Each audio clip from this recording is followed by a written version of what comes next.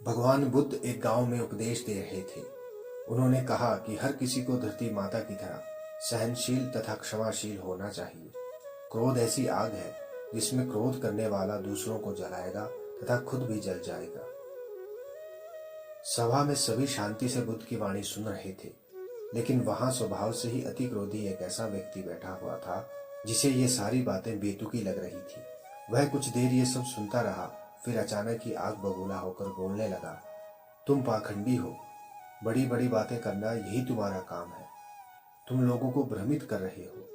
तुम्हारी ये बातें आज के समय में कोई मायने नहीं रखती। ऐसे कई कटु वचन सुनकर भी बुद्ध शांत रहे। यह देखकर वह व्यक्ति और भी क्रोधित हो गया और उसने बुद्ध के मुंह पर थूक कर वहां से चला गया। अगले दिन जब उस व्यक्ति का क्रोध शांत हुआ तो वह अपने बुरे व्यवहार के कारण पछतावे की आग में जलने लगा। वह उन्हें ढूंढते हुए उसी स्थान पर पहुंचा, पर बुद्ध कहाँ मिलते। वह तो अपने शिष्यों के साथ पास वाले अन्य गांव में निकल चुके थे। व्यक्ति ने बुद्ध के बारे में लोगों से पूछा और ढूंढते ढूंढते जहां बुद्ध प्रवचन दे रहे थे वहां पहुंच गया। उन्हें देखते ही वह उनके चरणों में गिर पड़ा और बोला, मुझे क्षमा कर दीजिए प्रभु।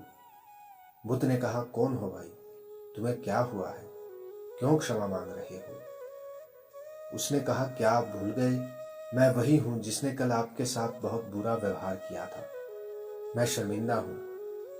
मैं मेरे दुष्ट आचरण की क्षमा याचना करने आया हूं।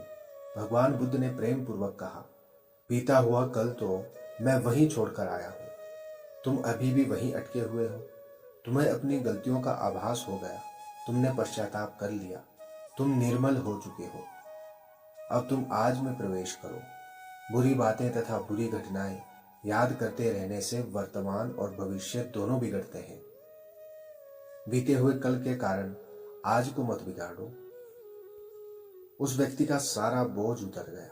उसने भगवान बुद्ध के चरणों को पकड़कर क्रोध त्याग का और क्षमाशीलता का संकल्प लिया। बुद्ध ने उसके मस्तिष्क पर आशीष का हाथ रखा।